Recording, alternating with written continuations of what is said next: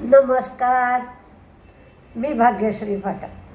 Market आणि मी हा सोप्या मराठीतून शेअर मार्केट समजावून सांगण्याचा माझा एक उपक्रम आहे. आज मी पुन्हा एकदा सांगते, मी मार्केट शिकवते.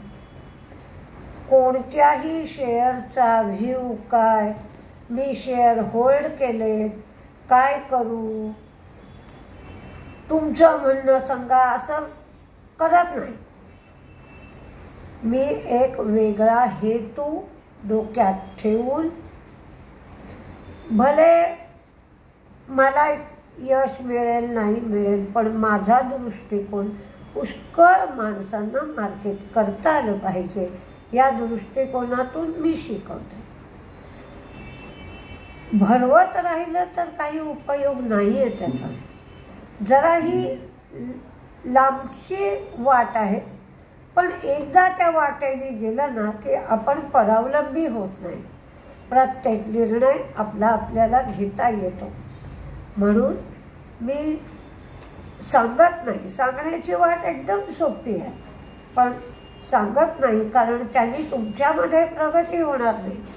एखादा अभ्यास करून तुम्ही एखादा शेअर घेतला, त्यात तुम्हाला प्रॉफिट झाला तर एवढा आनंद होईल की जो आनंद तुम्ही कितीही पैसे घातले, काहीही खरेदी केलं तरी त्यातून मिळणार नाही. आणि त्या आनंदाचं वाटेकरी तुम्ही असावं म्हणून हा सगळा माझा प्रयत्न आहे.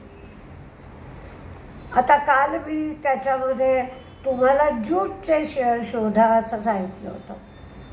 एकाने कुणीतरी शोधले, त्यांनी शेव्हियॉटचं नाव पाठवलं होतं. पण ज्यूटचे 10-12 शेअर आहेत, पण बाकीच्या शेअरला एवढी लिक्विडिटी नसते. अडकलो आपण त्या शेअरमध्ये तर लवकर विकले जात नाहीत परत शेअर. पण ग्लोस्टर, लुलो ज्यूट आणि शेव्हियॉट या 3 शेअरमध्ये चांगली लिक्विडिटी असते. त्यातल्या त्यात शेव्हियॉट हा स्ट्रॉंग शेअर आहे आणि बाकीचे दोन्ही शेअर बातमी आली की वरच्या सर्किटला, अप्पर सर्किटला लागतात.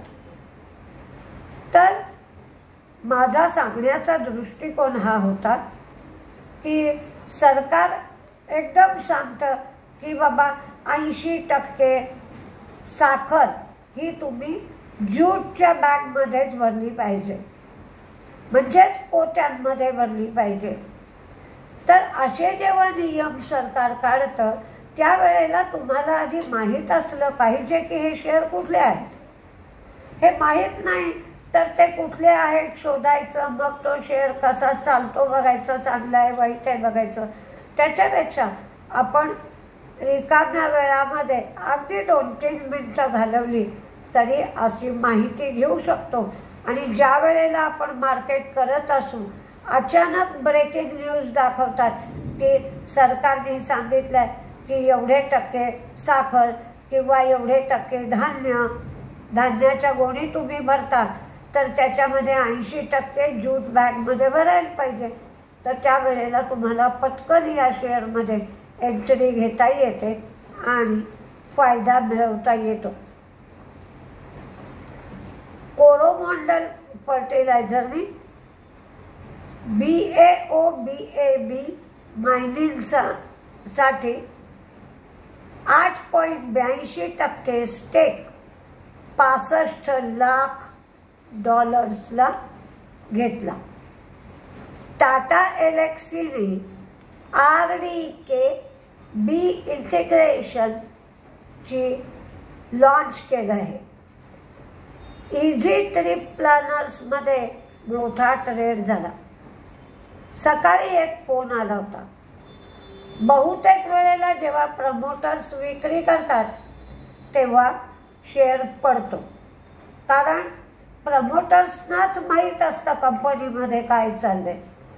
पण या आत्ता जसं मार्केट तेजीचं आहे त्यावेळेला लोक पाहतात की खरेदी कोण करताय. जर एखादी स्ट्रॉंग माणसं त्या शेअरमध्ये खरेदी करत असली तर काही वेळ शेअर पडतो आणि नंतर तो वाढतो. कारण 28%च प्रमोटरचा हिस्सा आहे आणि त्याच्यातलाही ते 8% विकत होते म्हणून शेअर पडला. दुसरं, पंजाब नॅशनल बँकेने QIP केला. कालही शेअर पडला, आजही पडला. त्याच्यातून काय जाणवतं की ठेवींची झालेली टंचाई.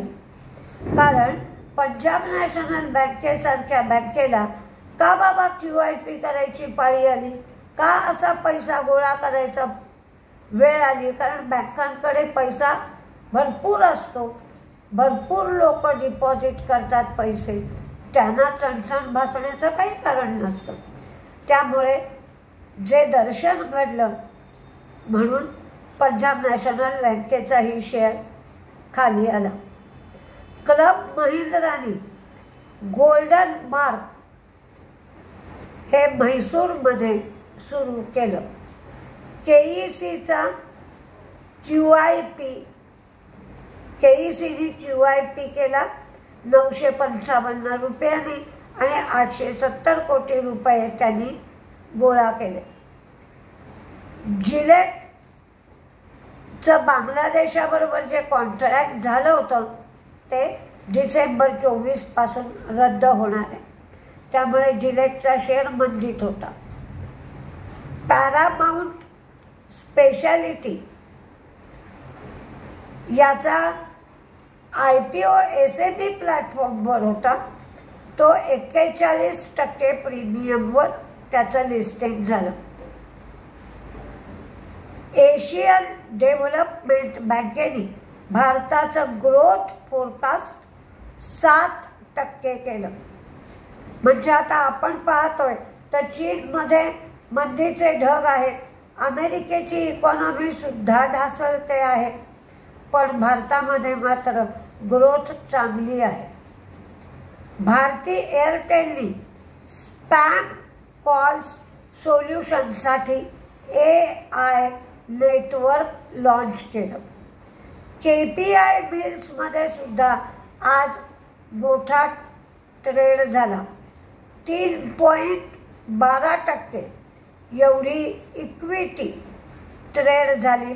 988 कोटी रुपयाचा ट्रेड झाला. डाबरला डाऊनग्रेड करण्यात आलं कारण व्हॅल्युएशन जास्त आहे. ब्रिव्हरेजेसमध्ये ग्रोथ कमी होईल असा अंदाज आहे आणि कोला ड्रिंक्स, खोबरेल तेल या सगळ्यामध्ये स्पर्धा फार मोठ्या प्रमाणावर सुरू आहे. सुपरटेक या सुपरटेकच्या 17 बिल्डिंगी अर्धवट पडल्या आणि त्याचा 27,000 खरेदीदारांना म्हणजे कस्टमर्सना फटका बसलाय. म्हणून NBCCने हे काम पूर्ण करायला परवानगी द्यावी म्हणून सुप्रीम कोर्टामध्ये अर्ज केलाय. रिलायन्स पॉवर ही 46.21 कोटी एवढे शेअर्स इश्यू करणार आहे आणि त्याचे त्यांना 1,525 कोटी रुपये मिळतील. म्हणून गेले 6 दिवस झाले रिलायन्स पॉवरचा शेअर तेजीत दिसतोय. होम क्रेडिट फायनान्समध्ये TVS होल्डिंगनी 80.74% स्टेक, STPLनी 8.47 स्टेक, PI इन्व्हेस्टमेंट ग्रुपनी 10.79% स्टेक घेतला. आज मार्केट व्होलटाईलच होतं, पण 3 वाजेपर्यंत मार्केट बऱ्याच अंशी पण अगदी थोड्या प्रमाणात मंदीत होतं आणि त्यानंतर अचानक मार्केट वाढू लागलं. 200-250 पॉईंट नंतर मार्केट तेजीत गेलं आणि 26,000च्या वर गेलं. 26,013च्या आसपास बंद झालंय मार्केट असा अंदाज आहे. कारण मार्केट क्लोजिंग जे असतं ते शेवटच्या अर्ध्या तासाचं ॲव्हरेज असतं, सरासरी काढलेली असते. पण मार्केट जेव्हा बंद झालं तेव्हा ते 26,018च्या काहीतरी लेवलला मी पाहिल्याप्रमाणे होतं. म्हणजे एक पुन्हा पुढचा टप्पा मार्केटनी पार केला आहे. पण आता जसं जसं मार्केट वर जाईल तशी तशी मार्केटमध्ये व्होलटॅलिटी वाढेलच. तर तुम्ही जपून ट्रेड करा. वारंवार मी हेच सांगते आहे, मार्केट महाग झाले. मग नंतर लोकांच्या कमेंट्स असतात की हे शेअर आता कधी वाढतील, पडायला सुरुवात झाली आहे. आणि जेव्हा वाढलेले असतात तेव्हा तुम्ही वेळेवर विकत नाही. तर आता असं करू नका.